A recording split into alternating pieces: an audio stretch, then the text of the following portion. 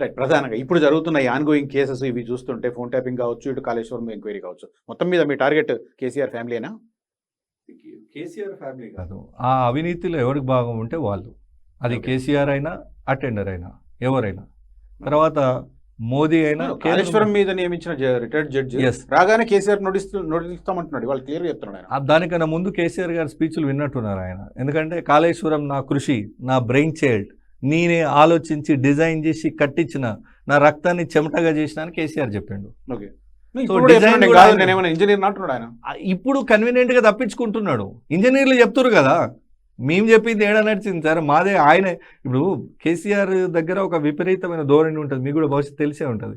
ఇంజనీర్లతో కూర్చుంటే van subject వినేది లేదు, ఇంజనీర్ సబ్జెక్ట్ అవసరం లేదు, ఈయన చెప్పేదే వాళ్ళు వినాలి. డాక్టర్లతో కూర్చుంటే అట్లానే కదా, కరోనా 24 డిగ్రీల నష్టం అయిపోతుంది, పారాసెటమాల్ వేసుకుంటే అబాసుల పాలైందా లేదా? తర్వాత ప్రజలు నవ్వుకున్నారు కదా కేసీఆర్ మీద.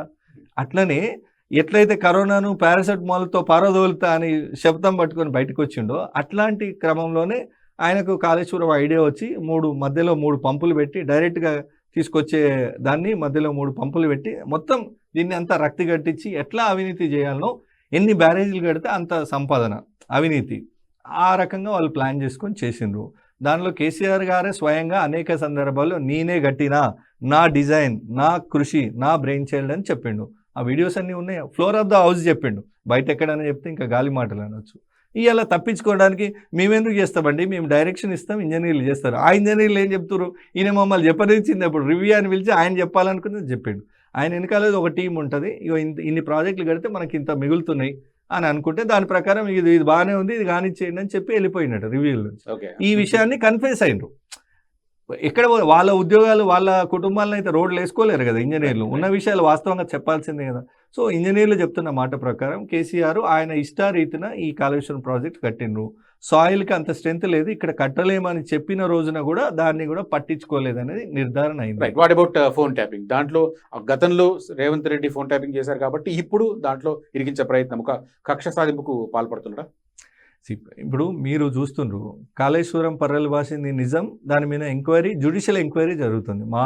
మా ఆధ్వర్యంలో కాదు, అది ఇండిపెండెంట్ బాడీ, దాని ఎంక్వైరీ జరుగుతుంది. దాని ఫలితం ఏముందో, దానిలో దోషులు ఎవరుంటే వాళ్ళు లోపలికి పోతారు, అనుభవిస్తారు.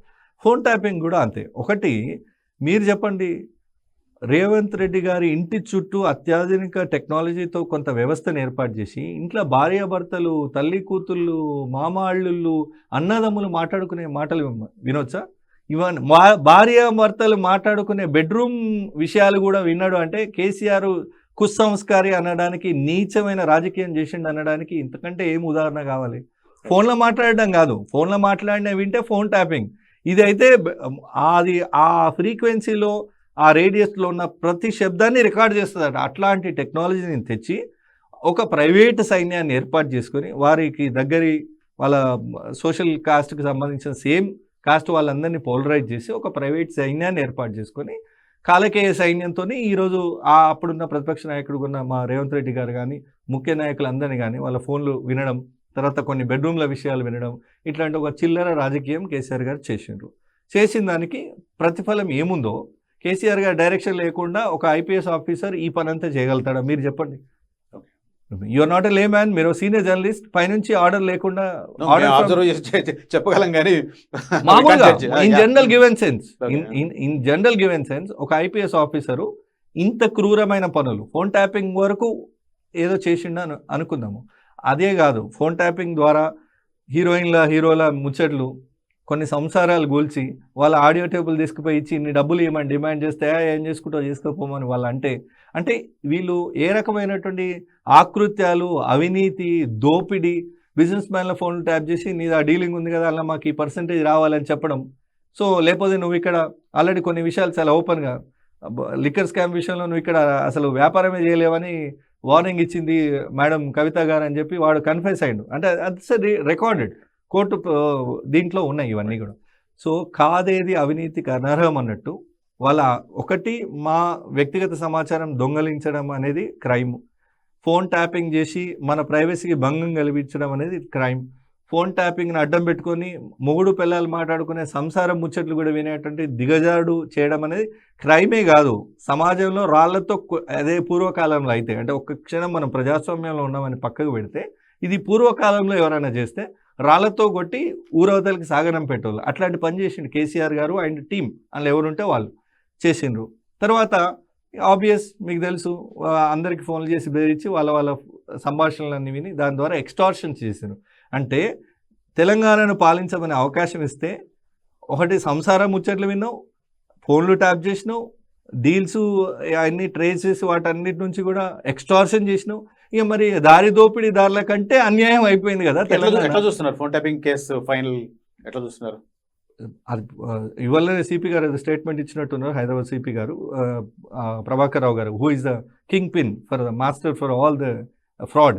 ఈ ఫోన్ ట్యాపింగ్లో ఉన్న ముఖ్యమైన వ్యక్తి ఎవరైతే ప్రభాకర్ రావు గారు ఉన్నారో ఆయనకు లుకౌట్ నోటీస్ ఇస్తామని, రెడ్ కార్నర్ నోటీస్ ఇష్యూ చేస్తారు. ఆయన ఏ దేశంలో దాక్కొని ఖచ్చితంగా గల్లాబట్టి గుంజుకొస్తారు, ప్రజల ముందు నిలబెడతారు, జరిగిన క్రైమ్ మొత్తం ప్రజలకు వివరిస్తారు. ఇప్పటికే ప్రజలకు అర్థమైంది. ఊళ్ళలో పోతాయి, అంటే మేము ఎలక్షన్ ప్రచారం పోతున్నాం కదా, అమ్మ ఏంది అంత నడుస్తుంది, మూడు పిల్లలు మాట్లాడుకునే ముచ్చట్లు ఇట్టరా, రేవంత్ ఇంటి చుట్టూ ఏదో పెట్టిరట కదా, ఎట్టి దొంగతనంగా విన్నారట కదా, ఈ చర్చ ప్రజల్లోకి పోయింది. ఇక కేసీఆర్ తప్పించుకోలేడు దీని నుంచి. సో టెక్నికల్గా ఉన్నాడు, ప్రజల్లో సోషల్గా కూడా.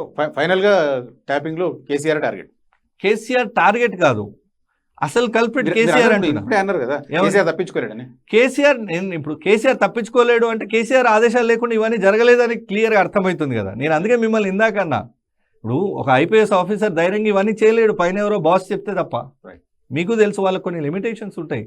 అండ్ మరీ ఇంత ఇక కాకి చొక్కాలు తీసి పింక్ చొక్కాలు వేసుకున్నట్టు ఉంది. అంటే కాకి చొక్కా ఇప్పితే ఇందాక అన్నాడు కదా, ఇప్పి చూడండి కేసీఆర్ కనబడుతున్నాడు, ఇట్లాంటి వాళ్ళే ఇప్పాలి, కేసీఆరే కనబడతాడు. ప్రభాకర్ రావు యూనిఫామ్ ఇప్పితే కేసీఆరే కనబడతాడు, ప్రదీప్ రావు యూనిఫామ్ ఇప్పితే, ప్రణీత్ రావు యూనిఫామ్ ఇప్పితే కేసీఆరే భుజంగరావు యూనిఫామ్ ఇప్పితే కేసీఆరే కన.